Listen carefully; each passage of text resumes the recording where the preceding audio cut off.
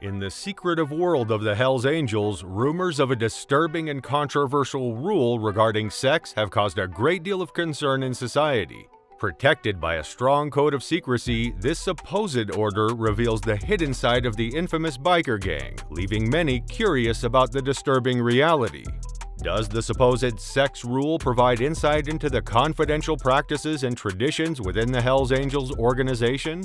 A covert operative who had successfully joined the notorious biker gang known as the Hells Angels disclosed the club's stringent rules concerning romantic involvements.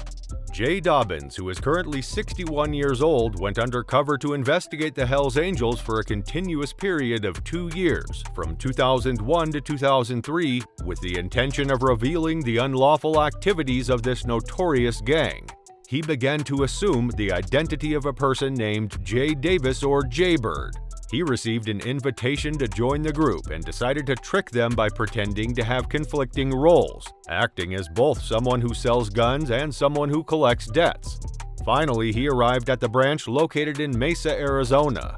He rapidly discovered that there were no special cases or justifications when it came to the stringent regulations that all members were required to adhere to regarding participating in romantic relationships with female members of the group.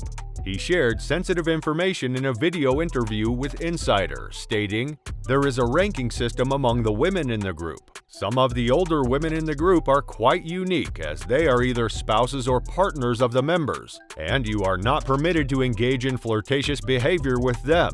If you are caught showering romantic interest in someone who is already in a committed relationship, you will be required to pay a substantial sum of money."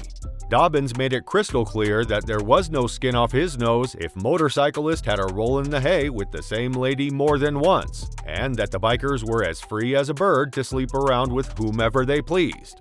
He went on to explain that ladies were often passed from one member to another like a hot potato. How disgusting! But let us tell you that that's not all of it. Stay tuned to get more insider information.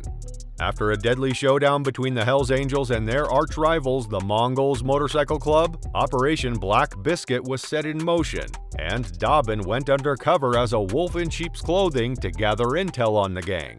Dobbin's infiltration of the Hells Angels was investigated because of the group's association with violent criminal operations.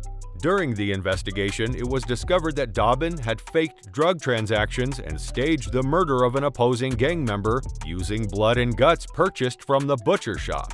Dobbins revealed that during his time in the Hells Angels inner circle, he was made aware of stricter regulations regarding how members interacted with one another, with severe consequences for violators. Dobbins claims that he betrayed his family by prioritizing the undercover investigation over protecting his loved ones, but he has continued to talk about the operation even after retiring. Apparently, he is not the only person to have tried to investigate the Hells Angels.